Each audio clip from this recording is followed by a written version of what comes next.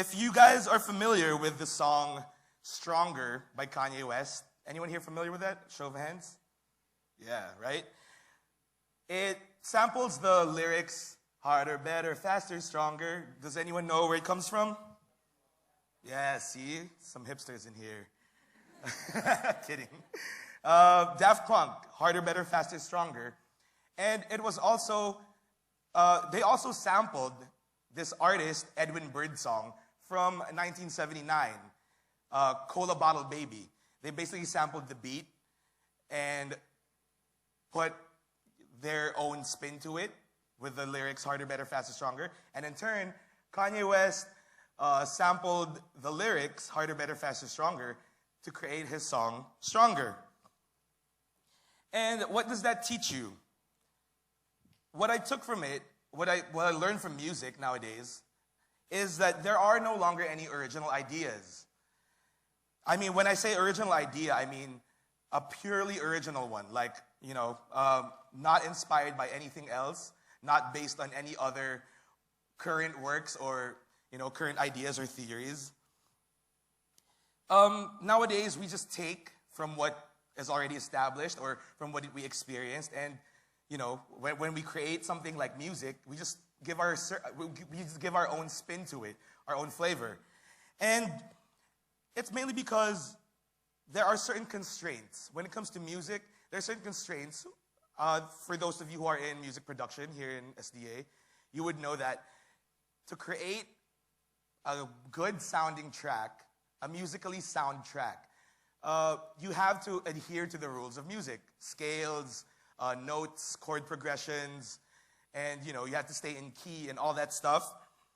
And with that being so, you have this set of rules that constrains you creatively, which is not bad at all, but it just doesn't allow you to become that different from any other, you know, any other musician, from any other artist, because you still have to stick to the same rules.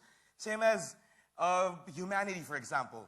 There are billions of people in the world who are constrained by the, you know, laws of physics, human limitations. I mean, none of us can fly. None of us can, like, read other people's minds. And, you know, being so, I bet you money that there is no one person on this earth, unless you are the second coming of Jesus Christ, that can come up with something purely original. Purely, like, at the very essence of it, no one has ever thought of it before. And I basically just said that you guys are all unoriginal, which is not a bad thing, because I am too. And which brings me to the point where the struggle of originality in a work of art or in your life or whatever, in whatever endeavor you have, is futile. Because, like I said, there's no such thing as something purely original. You want to be different? Is that your goal in life? You want to be different from someone else? Okay, be different, just like everyone else. Everyone else wants to be different. That's our nature. We want to be individuals. We want to set ourselves apart from the crowd, from the masses. But if that's your main focus, where it's originality for the sake of originality, then you're setting yourself up to fail. Because for you to succeed, there has to be a certain love for what you do. It can't be just about being different.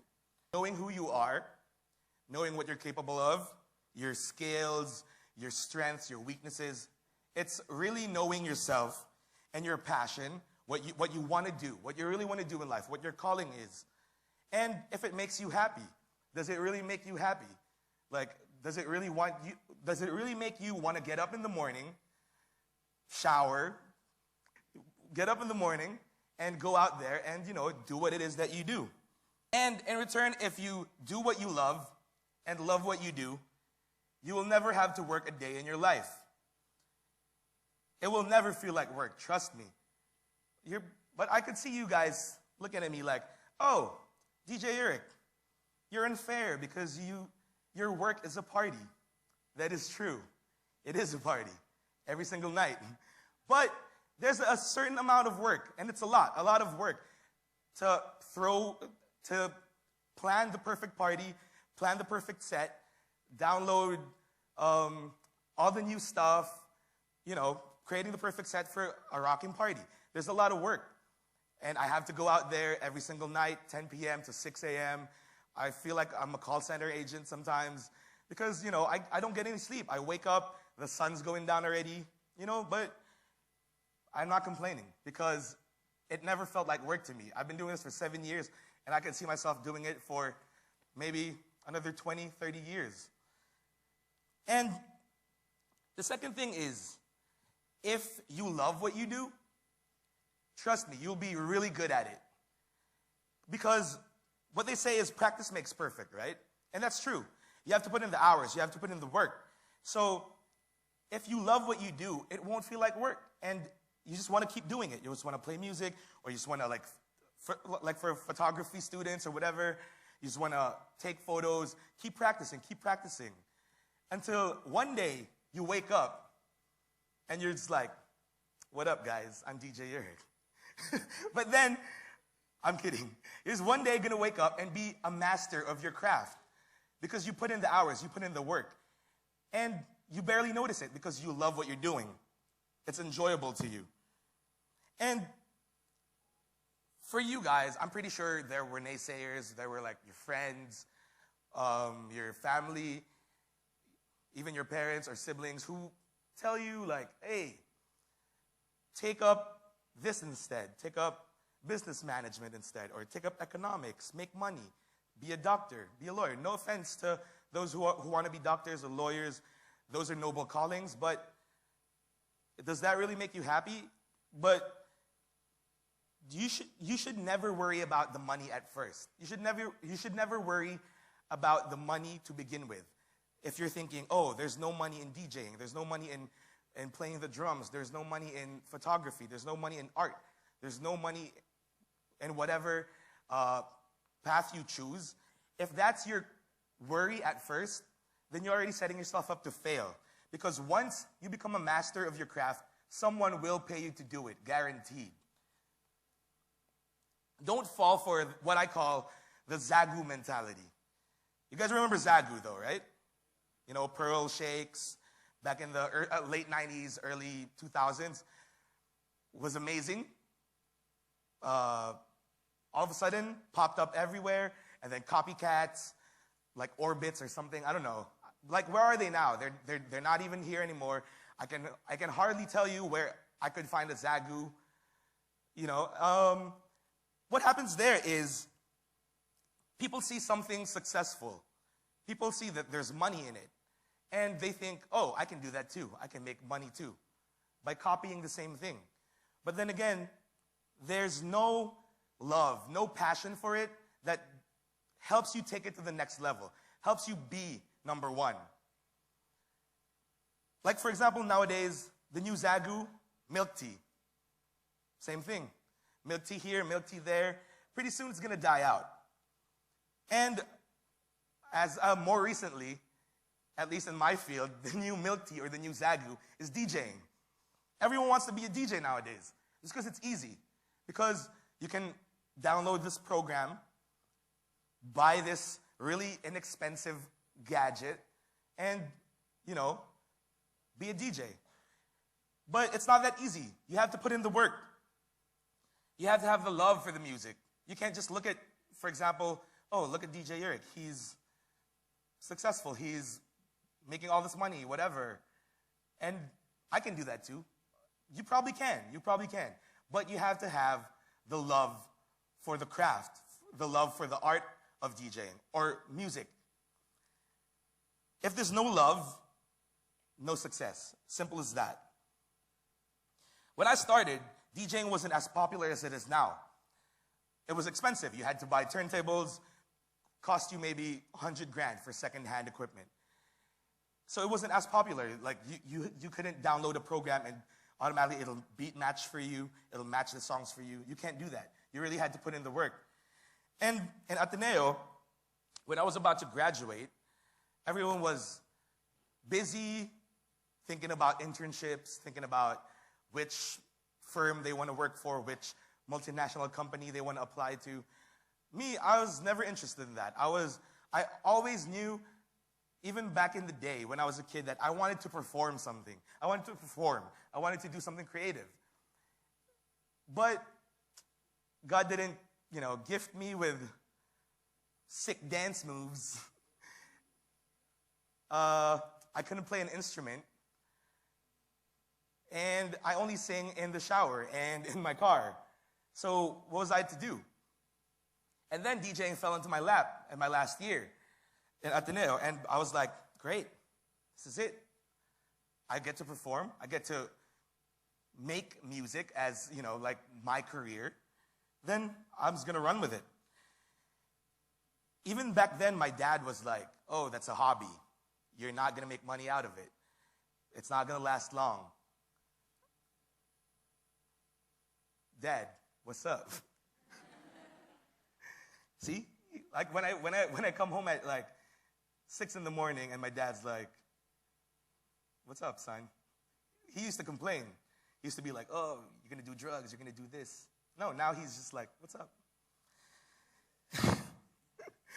And when I started DJing in Fiamma, we created one of the most legendary nights in nightlife history, at least for me. Fiamma Fresh Fridays, super wild parties. I see some woos. Lauren Young, yeah. Super wild parties. Basically, had the time of my life. And then back in the day, that was around maybe 2008, 2009, we would be playing hip-hop music, all these pop songs, and it was cool. I loved it. But then, being a DJ, I started exploring other genres. I started listening to indie music. I started listening to Vampire Weekend, Passion Pit, Phoenix. I started listening to Electro. I started listening to Justice, Mastercraft, Boys Noise, and all these other things. And then I started playing it. I started playing it out in the clubs. Here in Manila, it's a risk. It's a big risk because what people want is something familiar. They want to dance and sing to something familiar. But when I start pumping out new tracks, it's sometimes a floor killer. It kills the vibe. But then me, being true to myself, I was like, you know what? If I'm going to keep doing this, I want to play something that I really love. So I started playing indie, electro music, and started my own night in Izakaya, KYSS Bang Bang Thursdays. Another super legendary night. We started Thursday night parties. Back then, Thursday night was a dead night. The only nights that were popping was Monday, Wednesday, Friday, Saturday. So when we started Thursdays, that's when people started going out on Thursdays. And then now, it's all about EDM. I'm pretty sure all of you have heard of EDM music. Avicii, David Guetta, Swedish House Mafia. We were playing that back in the day. And even in Izakaya, back in 2010, we were already playing EDM. We first broke the song Levels by Avicii in Izakaya. That's when people actually first heard of it in the club scene. And then took off. Everyone's doing EDM now. And, I still love it. When I'm in the club, I still love it. But I still am evolving. My musical tastes are evolving. And now I listen to trap music, future bass, and UK garage. And you could go to all the top clubs in Manila right now, and you probably will hear trap music because I played it first in Privé, and then it took off from there. But then the new genres that are upcoming, you're probably gonna hear it in maybe 3-4 months from now, 6 months in the clubs. But I already started playing it, and taking risks. It could kill the dance floor, but like I said again, I want to play what I love. So my whole career, everything I did was about the love. I love music. I love making people happy. I love partying. Who doesn't? I mean, meeting new people every night, making friends, connections, girls, a lot of them. And when I started, I was good at it. People told me I was good at it.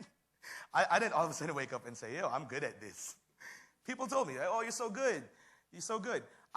If you're doubting my love for DJing or for music, I started out in 2007, 2008, DJing for a year. For one whole year, without pay. Like zero talent fee. I just wanted to learn. I just wanted to be like good at it. I just wanted to be the best at it. So, what I'm saying is, I loved it. I loved every single minute of it. Nowadays, people do it for the wrong reasons. A lot of people do it for the wrong reasons. Be it in DJing, be it being a musician, be it like photography or whatever, you know. With DJing, at least, some people do it for the fame. Some people do it for free drinks, free alcohol. Some people do it for money. Some people think there's a lot of money in DJing. Some people do it just to meet girls. You will meet a lot of girls, but, you know, if that's the starting point of your career, then you're already at a loss. Because there's no love for the art itself, the art of DJing, the art of playing music. So to end this talk, I just want you to really look at yourself and ask yourself the question of, what am I doing? Does it make me happy? If it does, yes. Am I good at it? If you're not, can I be good at it? Can I practice to be good at it? If yes, you know, do it. Practice. Keep doing it. Until you get to the level where someone will actually pay for your services. Because it all has to start with the love and the passion for it. The money will come after. The money, the fame, whatever you're after, that's trivial, it'll come after. It has to start with the love. And I'm going to leave you with this quote from C.S. Lewis. Even in social life, you will never make a good impression on other people until you stop thinking about what sort of impression you are making. Even in literature and art, no man who bothers about originality will ever be original. Whereas if you simply try to tell the truth, without caring two pence how often it has been told before, you will, 9 times out of 10, become original without ever having noticed. Once again, my name is DJ Euric, and be authentic, guys.